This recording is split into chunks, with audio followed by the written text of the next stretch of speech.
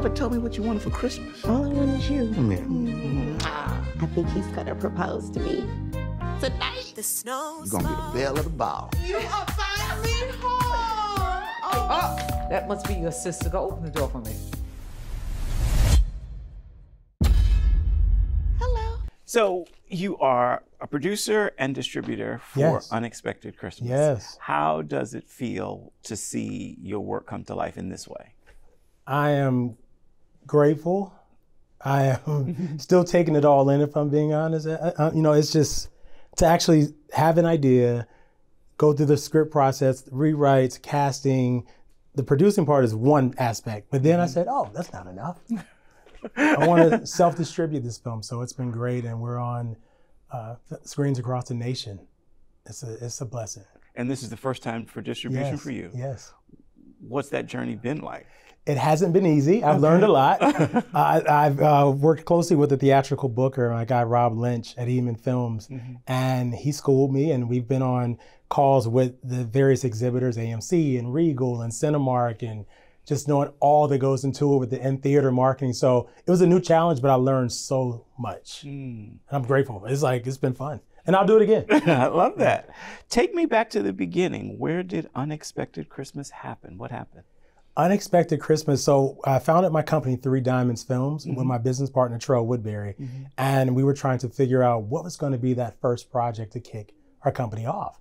And he received a script from Cassandra Mann, who's our writer. And we were like, man, this is different. This is twists and turns. And it's not your typical Christmas movie. And we decided to film it last year in LA. And we actually did 2 movies at the same time. So yeah. It was a bad idea. In hindsight, what were we thinking? But what was the other movie you were The other movie is called The Fridge that I produced alongside Jamie Foxx. Okay. And it stars Megan Good and Courtney B. Vance, Marseille Martin, and a host of others. So yeah, but we did them both literally on top of each other. Yeah. I'm running back and forth to different sets. I have a come to Unexpected. He would go to The Fridge and we would just be back and forth. So what's it like to be on the set of Unexpected Christmas as your first project of this magnitude with your company? Yes. What was that experience like in the cast that you managed to assemble? It was just such a family environment. It was fun showing up to set every day. I look forward to the lunch breaks and hearing the stories from different cast members, especially Ms. Anna Maria Horsford, who was the legend. She had great story time at lunch. But it was just a great environment. The cast was stellar.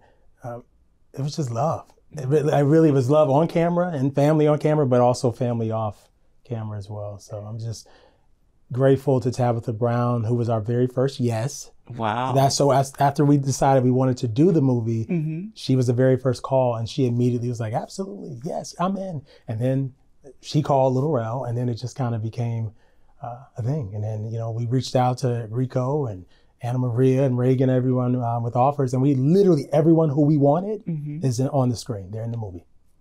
Yeah. That's not normal. No, it's not normal. It's not. And so that's why I'm just like, okay, there's something special here. And we've been saying from the beginning of the press run, it was divine.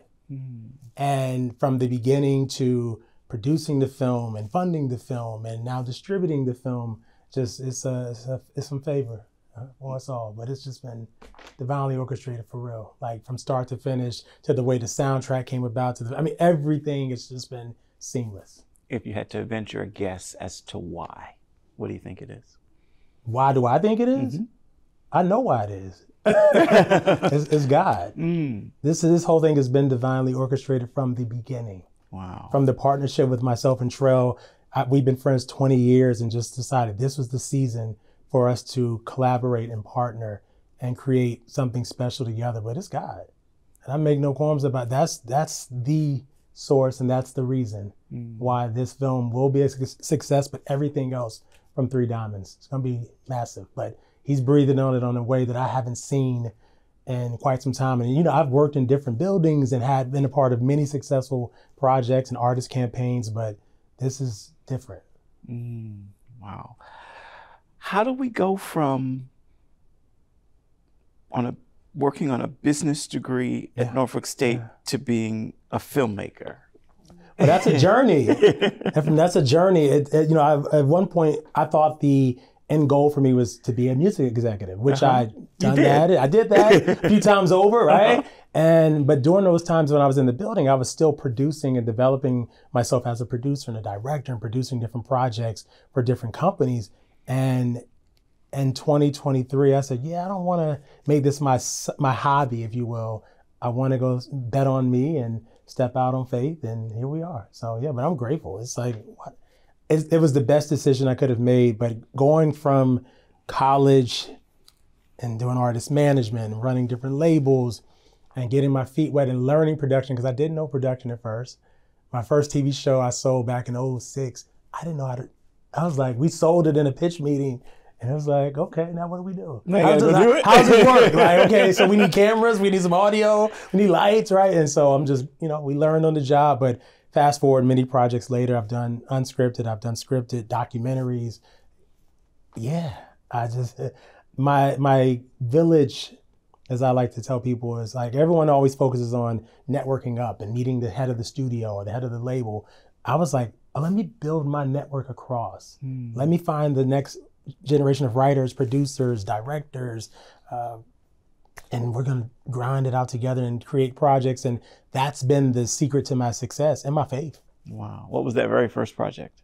The very first project was for a network called TV One. They had a show called I Married a Baller. It was with Taj and Eddie George. Yeah. So it was an unscripted reality show. And that was where I learned everything.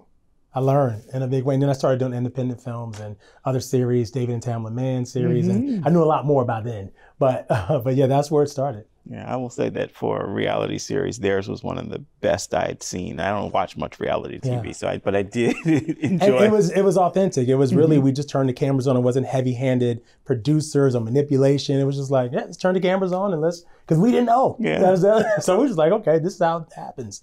And now I know that it's a little bit more intentionality involved. So, yeah. Incredible.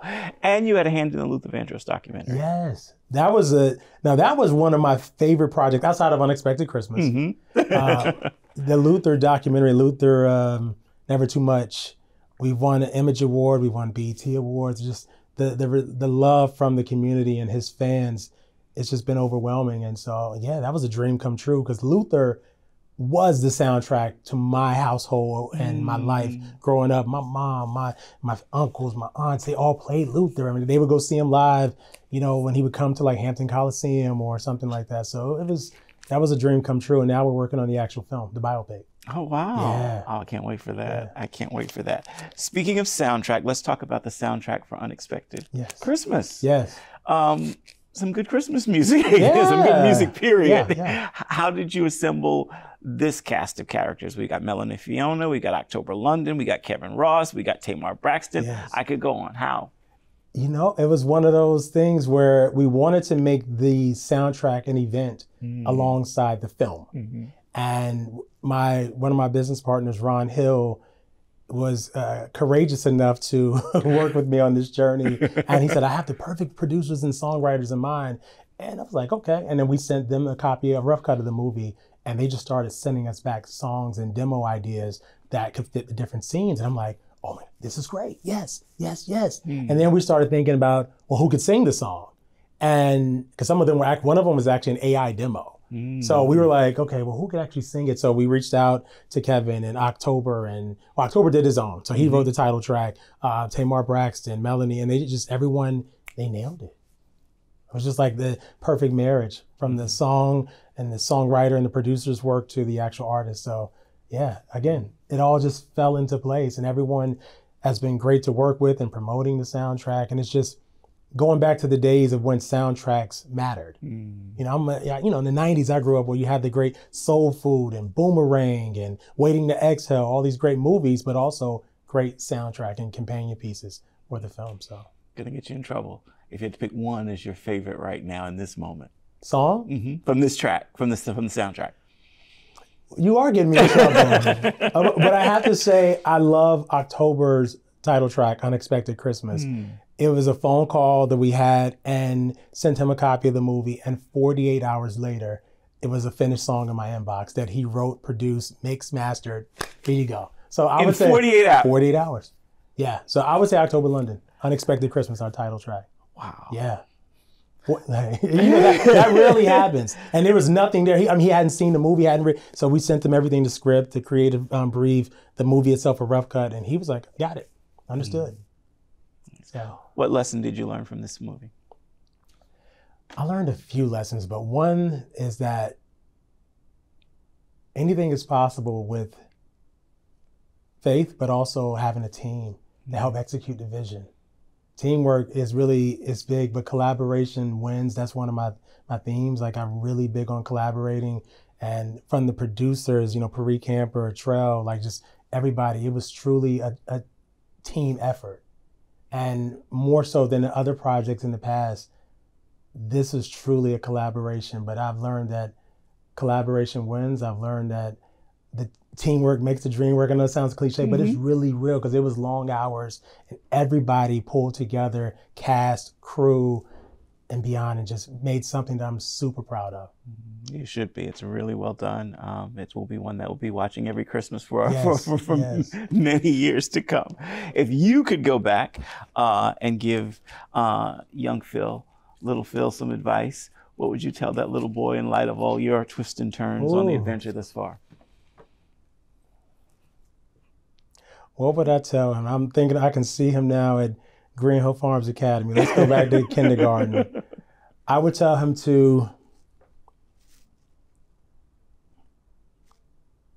I would tell him a lot, but I would tell young Phil to continue to be fearless, dream big, and as always, keep God first.